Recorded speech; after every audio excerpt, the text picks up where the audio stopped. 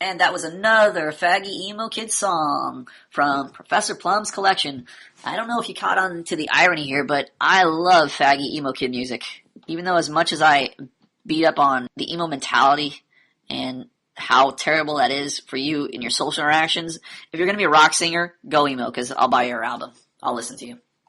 All right, let's get it on. Manhood Academy podcasting. Whoop, whoop. Okay, it's about 6:30 a.m., going on 7, and I'm waiting for my ride to come because I'm going on a hike right now up in the mountains. Great thing I love about podcasting is you can just press record and start, and instantly you're going. So I wanted to burn right into some of the things I talked to mother son about, one of our students on the forum. And I wanted to talk to you about initiating, being the guy who's going to initiate the social interaction. Just like on the forum and in life, you have to be the guy. You have to learn how to be the guy. Right now, you are the chick. You'll have to realize if you're on this forum, you're the chick. This means you're the passive guy. You're the guy sitting back, waiting for the social interaction to happen to you. You're the guy sitting back, waiting for the social interaction to happen to you. This is the fag position. In the gay relationship, you're the guy on the bottom waiting for the cock to go into you. You're the chick in the relationship waiting to be kissed. You have to turn that around and become the guy. This means you have to be the explorer, the initiator. The difference between you and me is not necessarily that I know so much about what I'm doing. I learned a lot through trial and error, like most people do in their life. They learn through trial and error. But I did that by having one key different component, which is I decided I'm just going to do it. Rather than sit here and do nothing, I'm going to do something. Because when you sit back and do nothing, you're guaranteed to accomplish nothing. You're guaranteed to do nothing. You're guaranteed to get nowhere. So when you guys sit back passively and you wait for the education to happen to you, you become like the typical American student who has no fucking clue what they're doing in class. Sure, when you go to class, you're taught, wait until the teacher teaches you and then you'll learn something. So you guys sit back passively and you wait. And instruction is given to you. And you don't do anything until that instruction is given to you. Which is good because on one hand, you're learning how to listen, which is crucial to learning anything. You have to learn how to listen. But once you learn how to listen, you also need to learn, as guys, how to initiate. You need to learn how to become active in your learning. And that's what you guys aren't doing. You're being very passive in your learning. It's very good that those guys who are practicing initiating by working on their expression, working on their written expression, going forward in your social interactions, for instance, asking the time, talking to people in your social circles, etc., and practicing principles of social interaction. Those type of things are you going forward, you initiating. Especially if you see a girl you're interested in, you think she's pretty and you want to talk to her, initiate. Go up to her, say something. Ask her the time. Ask her what day it is, etc. These type of things will get you somewhere, at least that you have a chance of getting somewhere rather than going nowhere. If you don't initiate, chances are nothing's going to get done. The odds are not in your favor when you sit back passively. If you have questions, if you have things you want accomplished in the forum, if you want to see something happen in the forum, if you're thinking about something in the forum and you just wait, you just hope I cover it in a podcast, or you just hope somebody has that experience and you just will stumble into it somehow, you're dreaming. You're thinking about social interaction the way a chick would think about social interaction. What's going to happen to me? How is this dream going to come true someday? Hopefully it'll just happen somehow, magically. Okay, there's the call. I got to go. I'll pick this up later.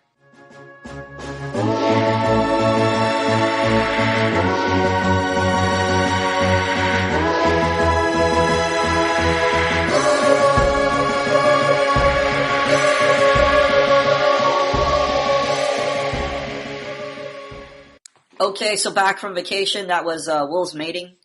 That last 20 seconds was supposed to be mysterious adventure time. So what you heard represented about 2 days from me out in the wild.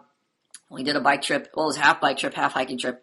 Basically, we're supposed to bike 6 miles, kind of up a little grade, and then backpack the last 2 miles. And basically, it's like pretty sweltering heat, and you're supposed to hike to these watering holes which are almost like jumbo-sized swimming pools, and there's waterfalls dripping into them. And you basically just like swim in that hole, climb up another level, then get to another watering hole, climb up another level, and so on. So there's about 3 watering holes. That did not happen because this trip, last trip, we actually tried this before, but we took like a ton of stuff we didn't need, and we took these big, huge, like professional hiking backpacks, the ones that strap around and the weight like lands on your hips. But I was like, fuck this, I'm bringing a tiny pack because I want to just basically, when I go out in the back, when I go out hiking or something, I like to pack super light so I can like jump on rocks and climb up shit. So I packed super light for this, but this other insane guy I went with, he's like training for a marathon. So we ended up carrying not only his pack, but the rest of our stuff, and it was hell. We had like a pack on our back, pack on our front, biking up this steep grade, and oh man, it was painful. So we about halfway through, we were like, fuck this, we're gonna walk. So we, and by the way, we were like trying to switch packs about 20 different times to redistribute all the weight and all the packs and see how we could carry them the most efficient way. So we had another fail half hour just trying to figure out this shit, and nothing happened. So eventually we just started walking the bikes up. And we actually walked up to this pretty cool place where they had like a camp, not a campground, I guess. It was more like just a picnic table out there. And then all of a sudden you look back behind that picnic table and there's a big watering hole there with a waterfall falling into it. And it was pretty cool because the second level up from that, 20 feet up above that, was another watering hole that you could only see if you climbed up the side. So you had to kind of rock climb up the side there, and you could see this watering hole, the second one we wanted to get to. And we're like, how the fuck do we get to that thing? And so we spent another hour just like tying this rope that we brought with us around this little piece of log, and we just started launching it up the side, and we're like throwing it like baseball throws. And we're trying to rope it around so it like lasso over the top of these 2 saplings that were coming out of the rock walls. And on either side, there's like basically just sheer rock walls going straight up. And if you actually climbed up, not sheer on the right side, you could kind of just boulder up on the side. There was like a little easy climb, and you could see into the second level of watering hole. And if you looked off to the right, you could there was like a rock wall blocking it, but it looked like another waterfall going into this second watering hole that was about maybe not ankle deep, about knee deep. And it looked like there's a third mysterious hidden watering hole, and I was like, we got to get to that right now. But we spent all our time just throwing this stupid log and attached to this rope and trying to get it to hook, like, so we could, basically Batman grappling hook up the side of this rock wall. Just was not happening. So eventually, the other guy who was training for a marathon was basically supposed to run up ahead, and we were going to meet him. And he was just waiting there forever at this one dam we were supposed to meet up at. And he figured out we didn't make it that far, so he ran all the way back. We met up, and then we just said, you know what, screw this. We're gonna camp at the nearest camp spot we find. So we pedaled up about, I don't know, maybe another half hour, and we found a little camp spot off the side. It was pretty nice. And we just started setting up camp, and now we're back. All right, let's get right into it. I don't remember where we left off, but let me think here. Okay, so one real quick note. Chat room. Chat room is not my personal messaging service. It's not a place to leave super important notes or things you want to see done. That's not what the purpose of the chat room is for. I know a lot of you are still retarded. You can't read right now. That's why you're in the academy. You're learning how to pull your head out of your ass, basically. So you guys have a lot of trouble following directions. I know I've written some notes about the chat room, what the purpose of it is, and new students are just gung-ho to prove how retarded they are. So they'll just do whatever, fly by the seat of their pants for the first few weeks until they figure out, oh, this is not a retard academy. We need to actually learn how to do stuff in an orderly manner or do stuff that makes sense. What doesn't make sense is trying to leave me messages about things you want done in the chat room. Again, not the personal messaging service. So, if you want to ask me a question, if we're talking in the chat room, great, that's fine. But if you think I'm just going to read it later on, somebody might say something, it might scroll off the screen, I'll never see it. Or if I'm just hanging out and doing other stuff, I'll be in the chat room, you'll see my picture in there, which means I'm technically in the chat room but not chatting with you. I might not see it for an hour or so. Every now and then I check in and see what's going on in there. But Academic 1 left the message saying, I would love to hear or read more about conveying expectations also on physical contact with women, blah, blah, blah, So he's got something important he wants to talk about. Again, and if you say something super important in the chat room that you want me to pay attention to, I will try my best to ignore it on purpose, just to let you know that, hey, don't be a fucking retard. Use common sense. Use the forum. It's a more permanent way to send me a message either in PM or actually I would prefer you not to private message me. I would prefer you just to post it in the forum so all the students can see it. A lot of you guys suck cock at social interaction because you like to keep things to yourself. You like to have interactions that are super duper private, that have no business being super duper private. And because you don't share your experiences with other people, you end up in social isolation. And this is why you never get anywhere, because you don't realize that social interaction is a team sport at best. Or at worst? At best. No, at worst. Get that mixed up. So you need to learn how to socialize with other people. This includes not just things you know about, but things you don't know about, like when you're asking questions. I know this is a fucking common cliche thing like they tell you in school. Oh, there are no stupid questions. So you need to ask questions whenever you have, something you want to find out about or, something along those lines. I'm going to tell you there are stupid questions. There are fucking retarded questions, but that's not the point here. This is Manhood Academy. You're allowed to make mistakes here. So go ahead and make mistakes. That doesn't mean I'm not going to be pissed off or have my own opinion or, be amused or whatever or make light of the question. I might take it super seriously if it's it's a thoughtful question. Generally, I have a lot of leeway with those. I don't really give a fuck about those. And I'll try and answer them as best I can. But again, you're here to practice social interaction and you're here to practice not being a fag when you're speaking to other people, especially guys. And that means learning to have a bit of a thick skin. I'm not saying you have to lose all your, have to act like the Terminator or lose all your emotional content or learn to be an asshole. That's not what I'm telling you. I'm telling you, you need to learn how to ask questions, even if they're stupid questions, and learn how to take things with a grain of salt. Learn how to not have an emotional meltdown if you don't get a super sensitive, huggy, feely, touchy answer. I'm going to generally give you a straightforward answer to things. And so do not leave important messages in the chat room. Chat room is for learning how to express yourself. Number one, even online expression is just like written, like your written expression. You're speaking to people, learning how to be the stimulator, learning how to bring people into your experience, and you can do that even while you're in a chat with another person. And that's what you should be practicing, mainly in the chat room, not for the exchange of important information. Do that in the forum, and if at all possible, if it doesn't involve some sensitive, super sensitive, top secret CIA information, make sure you post it publicly so all your students can benefit from the answer. Don't be the only fucking guy who just posts in a PM expecting me to give a super private, important answer that would benefit all the students. So if you have a question, if it's not like super sensitive information, post it in the forum. Take a chance. Use your fucking balls. Manhood Academy is here to teach you how to have balls. Most of you guys have vaginas right now. This means you're super worried about what other people are thinking about you. You're worried that this is, you're going to say something, everybody's going to go, ha ha ha, you're a retard, right? This is the place where you need to make those mistakes. And don't worry about people worrying about you being a retard. Number one, I already think you're a retard. So if you're posting on the forum, keep that in mind. I think you're retarded. If you're worried about the other students thinking you're retarded, don't worry about that either. I keep a reasonable amount of order in the forum, and I don't let anybody do my job for me. So you don't need to worry about people making fun of you. Post your questions. Post what you want to talk about in the forum publicly. Remember, this is a private. I know it sounds counterintuitive, but this is a private forum, in that only students are allowed to see the content in the forum. So your fellow retards will be able to read it. Will be able to voice their opinion too. But again, this is a classroom setting, so this is the chat room is also able to be viewed by the public. So be careful what you say in there. Don't type personal information, locations, your names, things like that in the chat room. But on the forum, feel free. It's private. It's just for you students. So use that for what it's worth.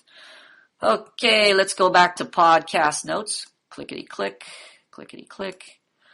Initiate. Here's the notes I wrote. Initiate. Talk about missions relevance. Oh, yeah. So I think in the last section, before I left for vacation here, we talked about initiating, becoming the stimulus. And I don't know how much I talked about that. Too vague. Too many exciting things going on. Could not pay attention.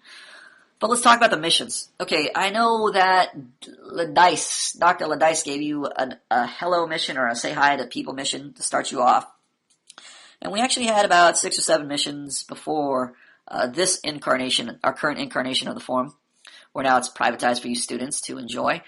But we had various missions, like we had an expression mission where we gave you a line, and we basically just made some kind of soliloquy, some kind of little line from like a play. Supposedly you were in a drama class, and what you would do is you'd take this little paragraph and you'd memorize it and you give it to the other person with a little rating sheet, and they were basically just supposed to rate your expression. And this killed a lot of birds with one stone. Basically, you had to be able to meet your expectations, so people would be on the move, obviously not wanting to rate you, doing whatever they were doing in their lives, and you had to stop them out of their lives. So this is a step past asking people the time. This is stopping them for 5 minutes. So you would basically be practicing expectation management, and you would basically be disapproving, or more specifically ignoring their expectation to leave and just telling them to go ahead and rate you. Like, for instance, two girls would be walking by and you'd say, hey, I have this thing for drama class. I'm going to read this paragraph. It's going to take 2 seconds and I just need you to rate me. And they'd say something like along the lines of, oh no, we're on the way to class, or oh no, we're going this, to cure cancer or something like that. Some bullshit reason, right? Basically they're just saying, hey, I don't want to do it. And what you need to do is practice disapproving that, applying pain to a competing expectation. So they always want to not rate you. You need them to rate you.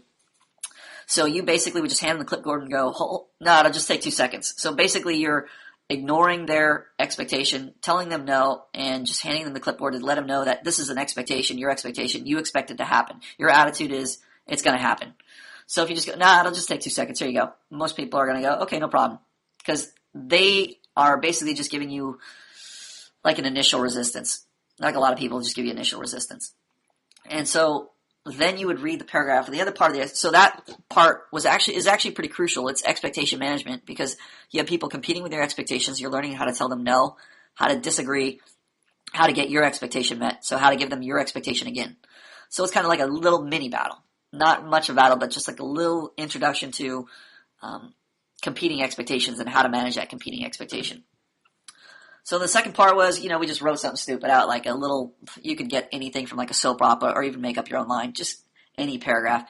And you're basically supposed to read it dramatically, however you want to read it. You'd put emphasis on, let me think here. Let's see, what could I use for an example to read? Do I have a book nearby? One of those things with paper and words on them? Let me think.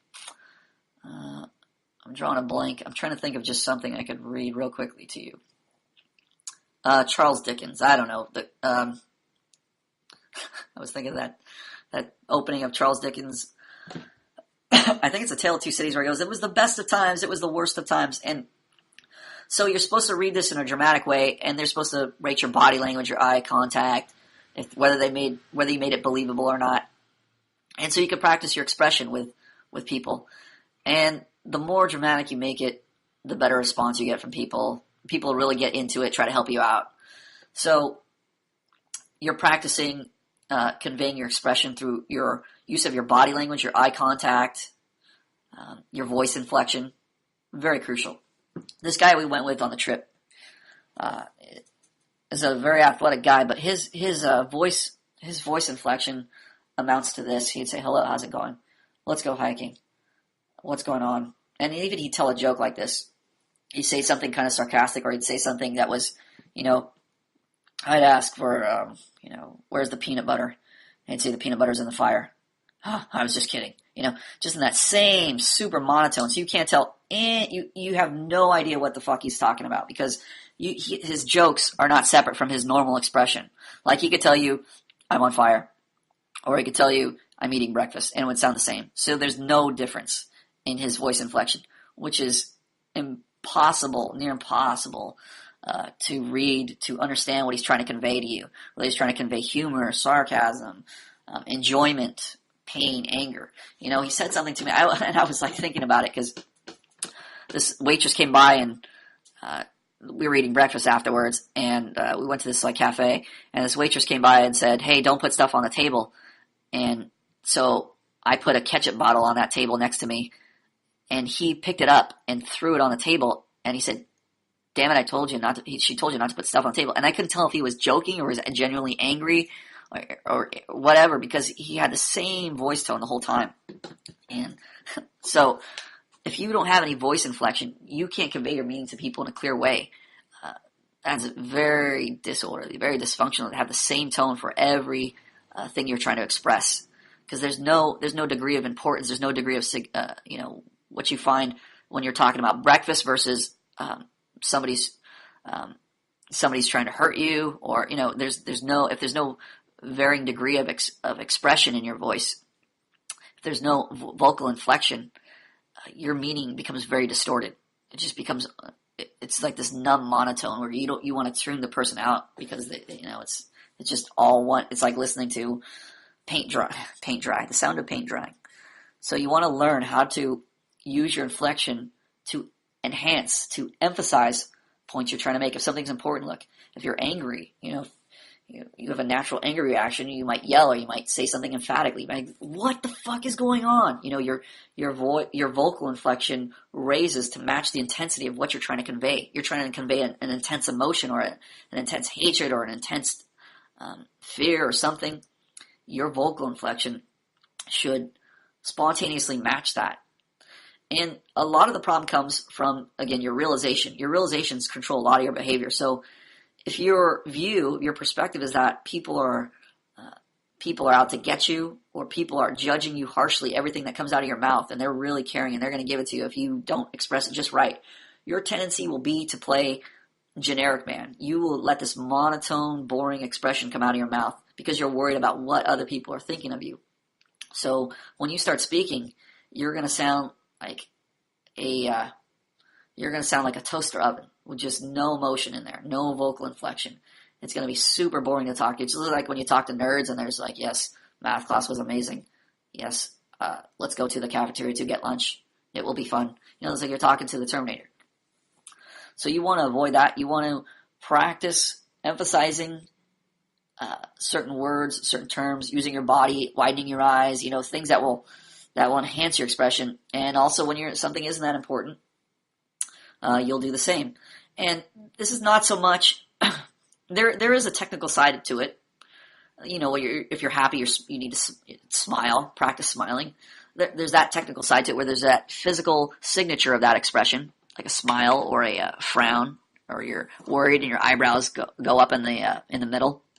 There's that technical side to it, but it's more the change of perspective and the change in your realization that it's okay to express, and that when you show degrees of expression, that's attractive to people because that creates an orderly social interaction.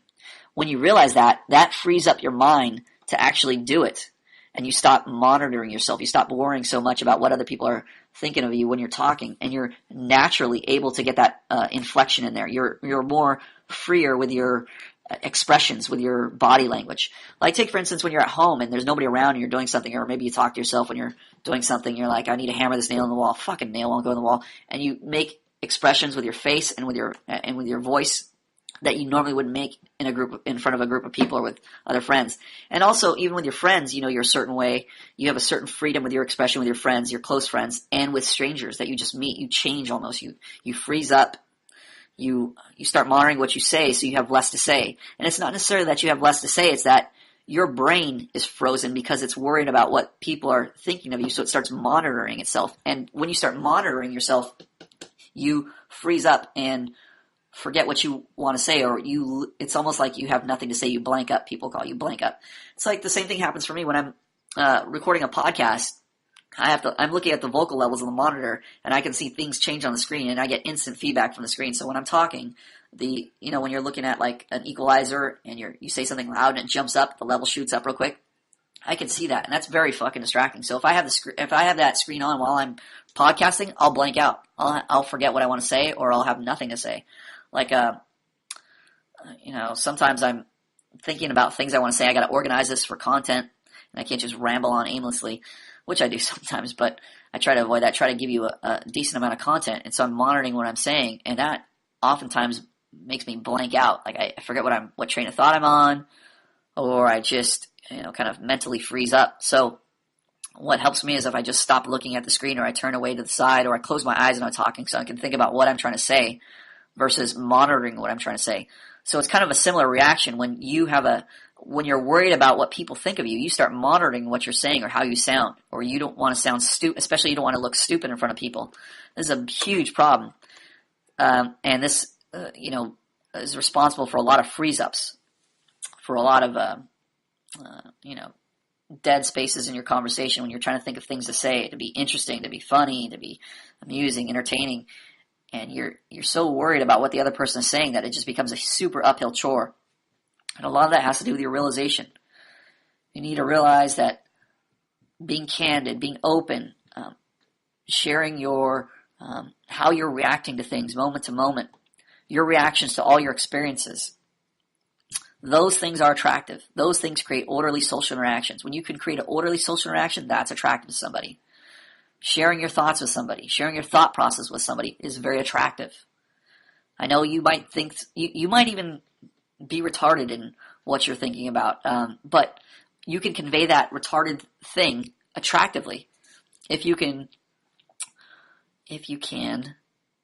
bring people into your experience to the very degree of your experience. The higher the degree, the finer the degree you can convey, the more attractive it becomes, because you're essentially trying to convey your person to the person you're talking to the people you're interacting with. You're trying to bring them into your experience, what it's like to be you. So this takes practice, not only written practice, but oral practice. Practice with those in your social circle, those in your immediate social circle, your family, your friends, people you go to school with, people you're at work with. Those are the best people to practice with. All right, initially, so the missions. So the drama class mission was one of those missions where you could rate you, people could rate you, and you could have an interaction. You have an excuse to have an interaction, because really, these missions are you're just looking for excuses. You're learning to make excuses to talk to people, especially girls. Girls are fucking retarded. They need pretenses all the time. Girls just want to have social interactions like you, but because girls are fucking retarded, they run by social convention. They are ruled by social expectation. So there is a social expectation that if you just come up and talk to a random stranger, a girl will freak out, because girls are, again, reactors. They react to stimulation.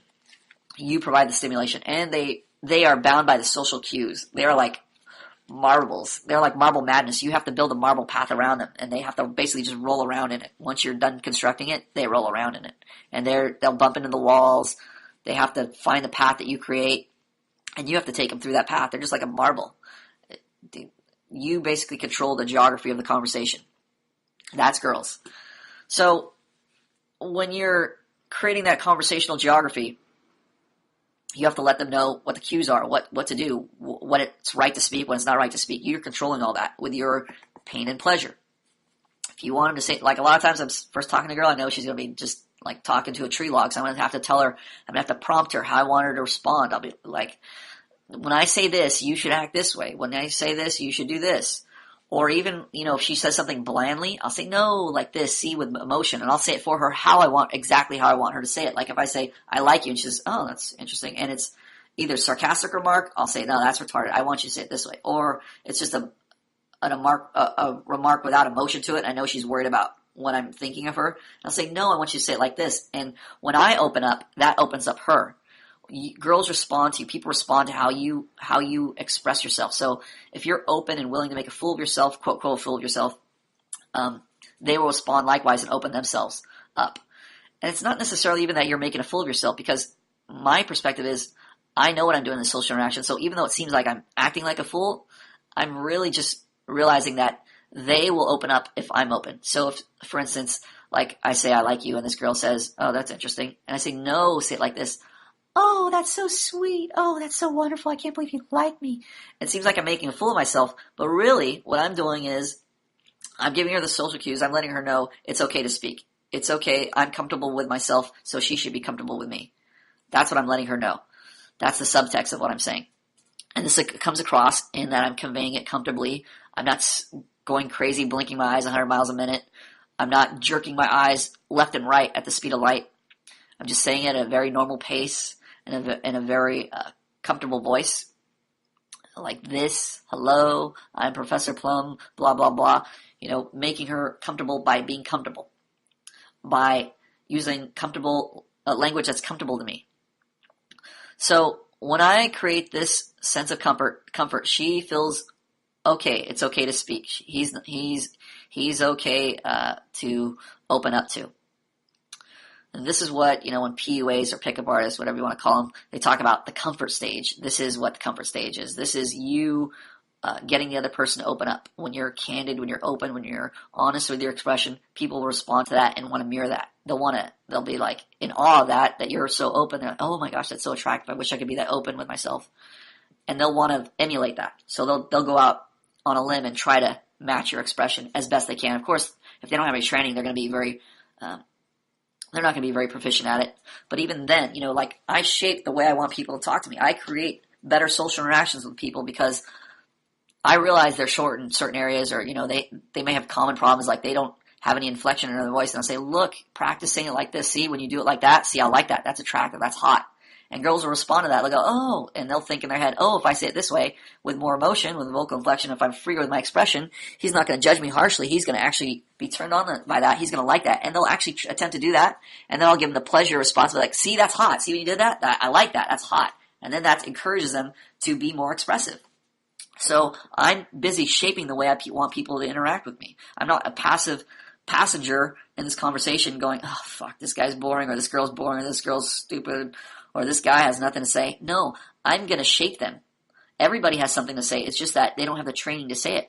I'm going to train them while I'm talking to them. So I'm going to make these social interactions, the interactions I want to have. I don't sit back and go, oh, this guy's too boring. Oh, this girl's not interesting enough. Oh, this girl doesn't have a great personality.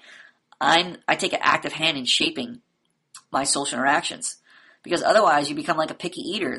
I don't like this cheese. I don't like this tomato. I don't like the celery. I can only eat one food from Africa. I can only eat zebra meat from Africa. No, that's nonsense. You need to learn how to shape your social interactions so that you can talk to anybody. There's very few people you should be able to talk to. You should be, there's the majority of people you talk to should be socially inept, should be just as retarded as you with their social interaction. And you should be practicing shaping them to fit an orderly social interaction that you want to have. No two people want to sit there having a staring contest, twiddling their thumbs, thinking of things to say. Number one, they want to be open. They want to be honest. They want to say what they're thinking. But there's so many social expectations that are preventing them from doing that. Like, oh, you look stupid if you say that. So the girls are that way in that they obey the social expectations around them from society, from commercials, from movies.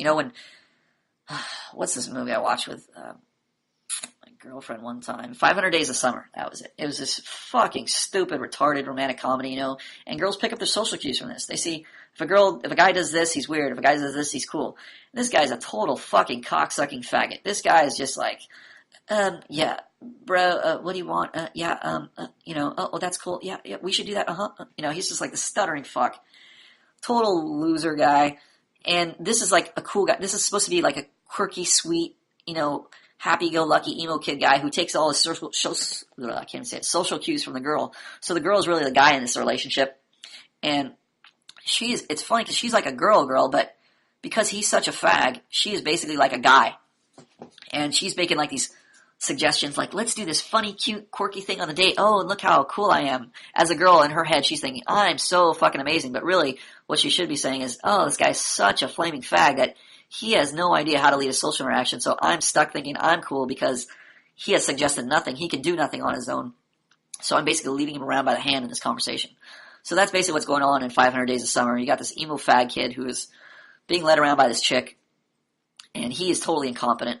And it's supposed to be it's supposed to represent a normal social interaction. That's the problem. And girls, this fucking chick flick. So girls watch this religiously and think, oh, that's how a guy should act. So if you don't act like a total fucking fag, they think something's wrong, because you're not following the social cues of the movie. Girls think movies, commercials, TV represents real life. They will tell you in, when they're speaking, they say, oh, I know that's fake. I know that's a movie. I know it's a commercial. It doesn't represent real life, but girls are fucking retarded. They think movies and TV represent real life. And guys too. Guys see Disney movies and go, that's real life. That's how a guy should act. So when you initially talk to people, they're going to act retarded because of the social cues around them, the social expectations around them. And your job is to create new social cues, new social expectations for people on the spot while you're talking to them. And that's where you apply the pleasure and pain to get that to happen. Okie dokie, so that's one of the missions. What was another mission? Okay, I had to clear my throat there. It's drying up. I need a pizza right now. I'm starving. Taking a sip of some blueberry lemonade Zima? No, Smirnoff Ice blueberry lemonade. Pretty fucking sweet. Okay, so that was one of the missions, the expression mission. We got rid of that and we got rid of a lot of these missions because I realized these are really missions for competent people. It's not that you can't do them and you can't get some experience from them, but the result is not that you're suddenly going to become social, because socialization is a lifetime thing. You socialize, most of your life, like 90% of your life, you're talking to people or interacting with others or something, along those lines. Whether you're talking to the cashier who is ringing up your meal, or you're talking to a guy at a gas station, or you're talking to a professor at school, you're always having these social interactions that are shaping how you interact with the future person, the next person down the line. So these are all cumulative, and these missions, take about 5 minutes, 10 minutes at most. And they're really small compared to all the other people you interact with, so they don't do a lot of shaping. Like this expression assignment, you could really do this expression assignment with for the rest of the time you're in this class. But we made a goal like, you can do this expression assignment for 2 weeks and then move on. But really, that's not enough. 2 weeks of talking to, maybe, I don't know, let's say you're ambitious. You talk to 10 people a day, 7 days, that's 70 people. 70 people for 2 weeks.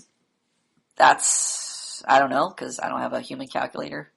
Or I'm not a human calculator. I don't have a calculator in my head. Which is ironic, because I used to be actually pretty good at math. So that's a lot of people. But in the grand scheme of things, that's like a drop in the social interaction bucket. That's not enough people to shape your social interaction skills, because it's like 5 minutes out of the day cumulatively. It's like maybe 2 hours total for that week, and 2 hours out of your entire life is not enough. So these missions, while they can get your foot in the door for a conversation, they can prepare you for a conversation, they're not necessarily long enough. It's like the shaping comes in the little things. And, if you have like a 5 or 10 minute conversation with somebody about nothing, those little non-conversations start shaping all the little social cues you're able to create, the pain and pleasure you're able to apply. When you're interacting with your friends or your coworkers, those are more important social interactions. Those are more important than the missions.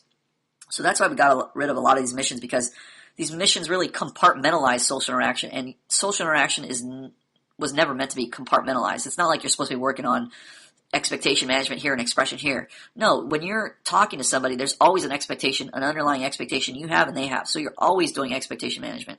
And whenever you're speaking, you're expressing yourself. So whenever communicating with another person, by default, you're expressing yourself. So you're always doing all these things at once.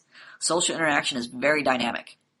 It's fucking retarded. When PUAs talk about the comfort phase and the mystery method, everybody's familiar with the cat in the hat by now, I'm sure. When he talks about, this is the attraction phase and this is the comfort phase, he's fucking retarded. He has no fucking clue what he's talking about. The attraction phase, whatever you would call that, can happen in 2 seconds. The comfort phase can happen in 2 seconds, and it can happen out of order, in order. There's no order to it because it's all happening dynamically. You could come up to a girl, say, I love you, your hands are fucking amazing, let me see your hand, and just grab her hand and start talking to her and telling her a story about yourself, or telling her a story, not even about yourself. You can tell stories and convey yourself through your stories in the way you tell them. Your vocal inflection, your eye contact, your body language, all these things say who you are, more so than the story. So you could talk about, like, you know what? I really love grapefruit. Grapefruit is sour, but because it's sour, it makes me think that I have courage to eat it. And if I have courage to eat a sour breakfast food, imagine what that says about me. A very courageous guy who can eat fruit. So if I told that to a girl while I'm holding her hand and looking in her eyes and everything, that says a lot about me. That says I'm comfortable with my expression. That says you should be comfortable too. That says I'm authoritative. That says a lot of things about me that are attractive instantly, all at once. So all these things are happening at once. It's not happening in stages like the fucking cat in the hat told you in the beginning. So all these nerds who had no fucking clue what was going on, listening to this retarded guy with goggles and aviator goggles and top hats and thinking they got to put mascara under their eyes and wear earrings because we're peacocking now. All these fucking retarded pseudo-scientific bullshit theories on social interaction.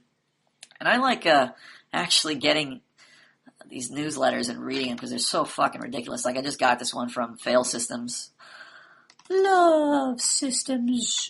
The 7, this is a playoff of a title, the 7 habits of highly effective people. I forget what the original title is, but it's the 7 habits of highly effective PUAs. Measure skills, not results. Fashion and grooming matter a lot.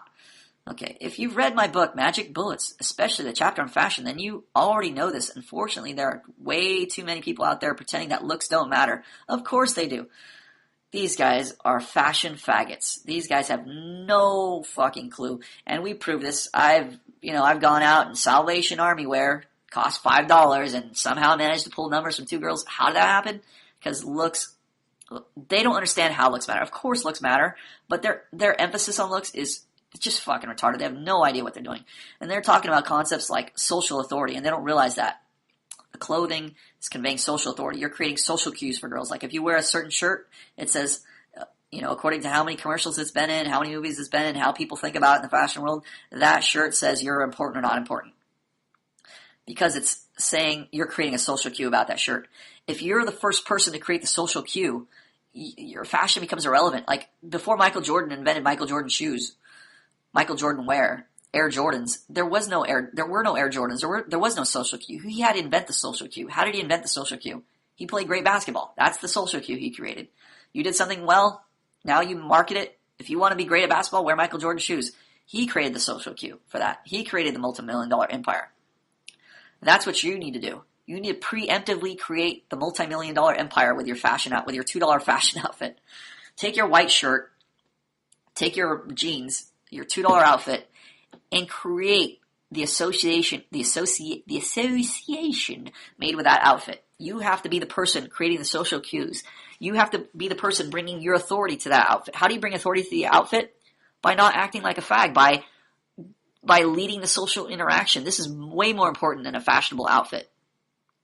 If you can create an orderly social interaction, if you can get your expectations met by playing pain and pleasure, if you can express yourself well so the other person can enter into your experience, this is 1,000 times more valuable than wearing a bro shirt, something cool, a cool pair of shoes.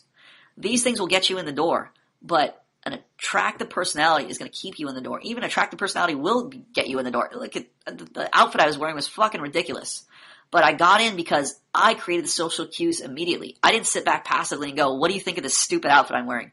What do you think of me? Because if I did that, if I sat back passively in that social interaction, of course they'd judge me by my outfit. They'd judge me by my looks and go, who the fuck is this homeless guy? I'm not talking to him. If I said, do you want to talk to me? And I left it up to them to decide the value of my outfit, the value of my person, the value of my social interaction, I'd be doomed. But I didn't do that. I became the guy in the social interaction. I created all the social cues for them to respond to. I created all the social value for them to pick up on. I set the tone for how I wanted the conversation to go, what I thought was acceptable, what I thought was unacceptable, and I created attraction because I was the one creating order. As long as you know how to create order in the social interaction, you will be attractive regardless of what retarded clothes you have on. Now, of course, there's a thing about good hygiene, bad hygiene. There's a practical matter. Brush your fucking teeth, wash your face, etc. Use some deodorant. That's about the extent of the fashion advice I can give you. I'm not going to shop with you and tell you what outfits are cool. Stuff is totally irrelevant. Oh, this blueberry lemonade is delicious. So, here's some more tips. Being attractive to women isn't something you switch on and off. Okay, well, at least I got that right. Change her mood, not to mine. Okay, this is at least acknowledging that women are very emotional. You don't need to make sense to women. You just need to change their emotions. But more importantly, changing her emotions, you need to treat women like kids because they respond like kids. An emotionally mature person responds to reason, common sense. That takes discipline. You have to be disciplined to reason. Since women don't respond to reason, that shows they're undisciplined. They're like little kids. They respond to pain and pleasure.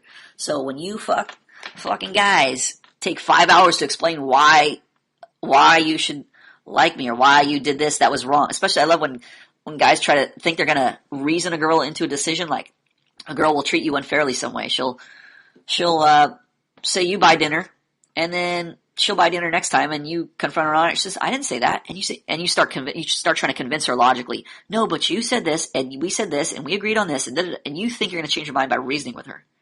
First of all, girls without guidance, without direction, are retarded children.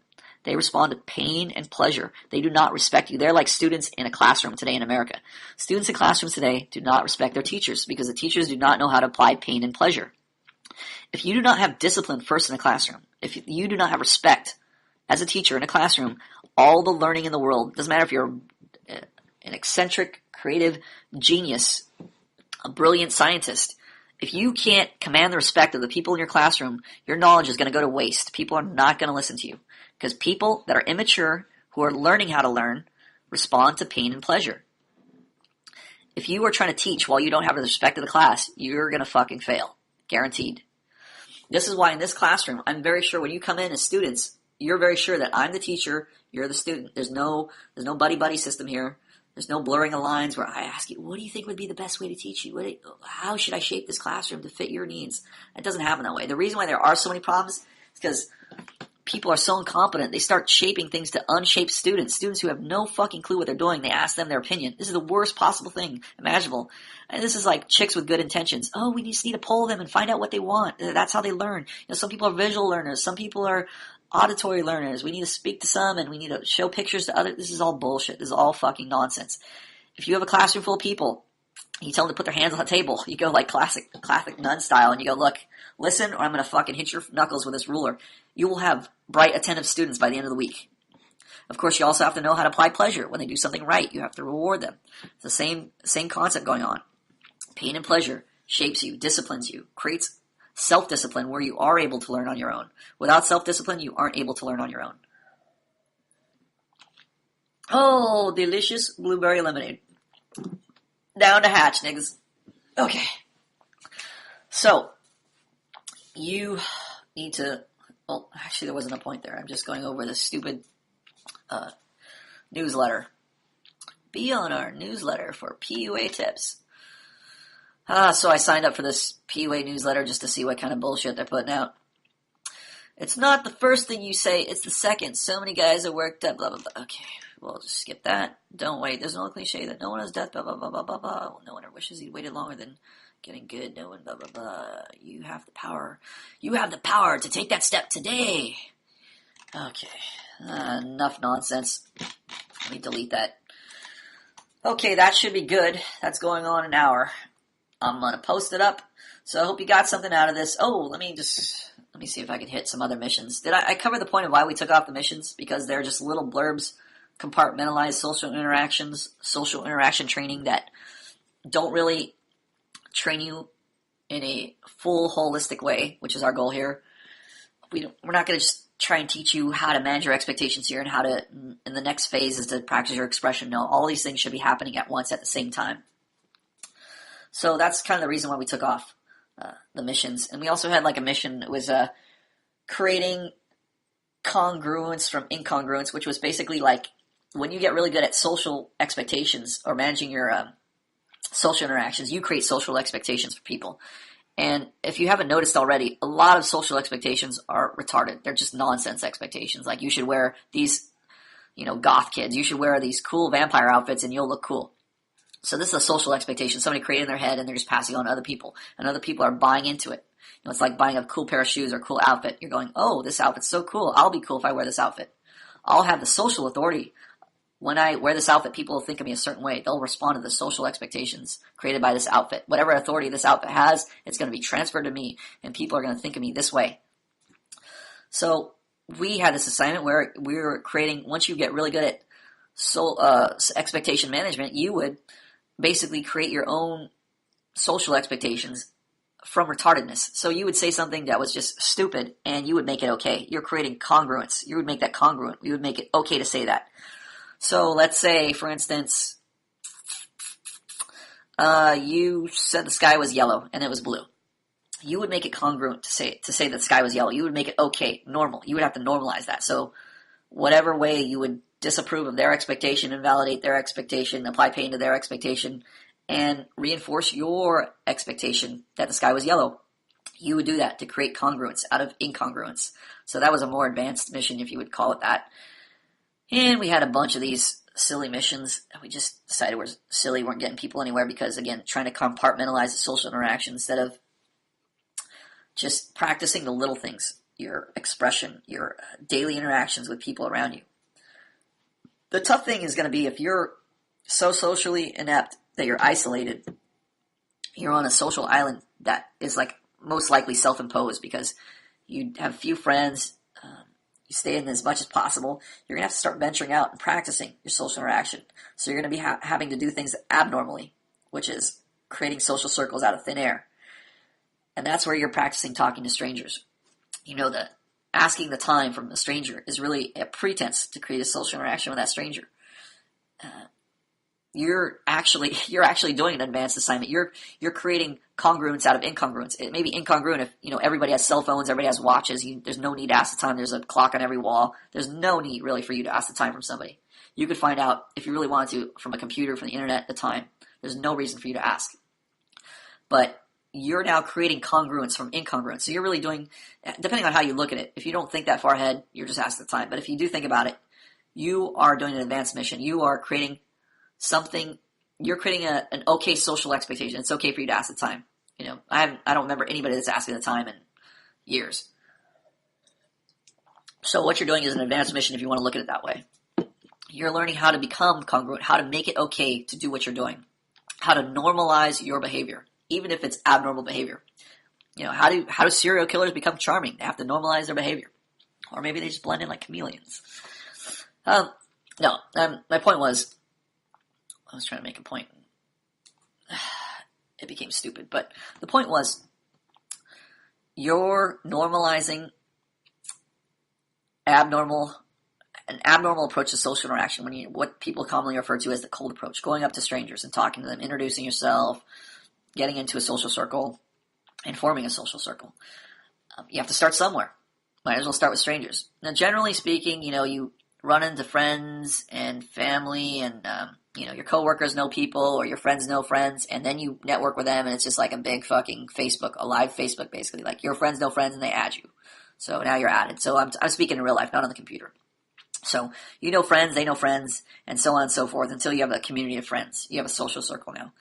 But they had to start somewhere from scratch. So in a sense, it's okay for you to start as a stranger, talking to another stranger. You could bump into a stranger. You're basically creating the pretense. Like if you're playing, tennis or baseball with another friend, and you're playing that sport, and you guys both play the sport, and hey, I play the sport, you play the sport too. Now you have common ground. Now you can start a social circle right there, right on the spot. So really, you're creating a pretense for that common ground.